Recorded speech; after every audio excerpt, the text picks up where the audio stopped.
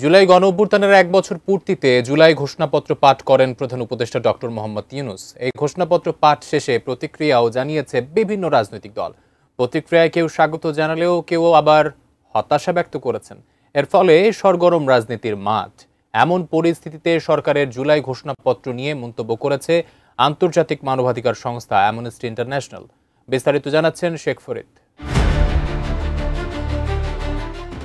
অন্তর্বর্তী সরকারের ১ বছরের পূর্তিতে ৫ আগস্ট জুলাই ঘোষণাপত্র পাঠ করেন প্রধান উপদেষ্টা ডক্টর মোহাম্মদ ইউনূস।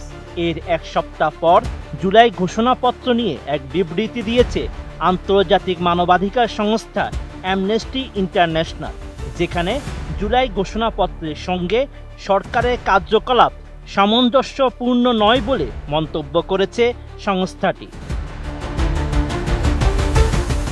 আন্তর্জাতিক এই মানবাধিকার সংস্থাটি এক বিবৃতিতে জানায়, গত ৫ আগস্ট ডক্টর ইউনূস জুলাই ঘোষণাপত্র পাঠ করেন জাতীয় সংসদ ভবনের দক্ষিণ প্লাজায়।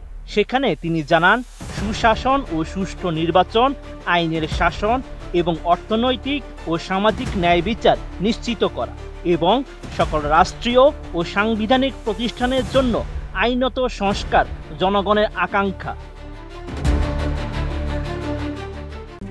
RICL TMX, যুগের পর যুগ স্থাপনা থাকে মজবুত।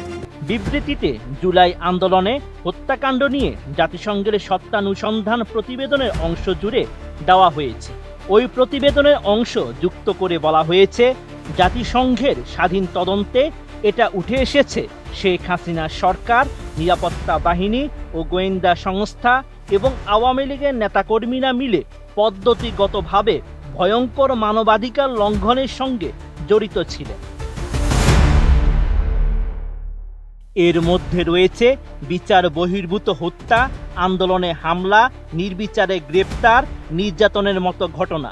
এসব ঘটনার পরিপ্রেক্ষিতে সাবেক প্রধানমন্ত্রী শেখ হাসিনার বিচার শুরু হয়েছে আন্তর্জাতিক অপরাধ ট্রাইব্যুনালে। এছাড়া সাবেক স্বরাষ্ট্রমন্ত্রী আসাদুজ্জামান খান কামাল ও পুলিশের সাবেক প্রধান চৌধুরী আবদুল্লাহ আল মামুনেরও বিচার হচ্ছে। মানবাধিকার সংস্থাটি জানায়, জুলাই ঘোষণাপত্র পাঠের সময় ডক্টর ইউনূস শেখ হাসিনার সরকারকে ফ্যাসিস্ট বলে আখ্যা দিয়েছেন। তবে ছাত্র আন্দোলনে জড়িতদের বিচারের ক্ষেত্রে সামান্যই অগ্রগতি হয়েছে। এছাড়া বর্তমান অন্তর্বর্তী সরকারও জনসাধারণের সুরক্ষা নিশ্চিত করতে পারেনি।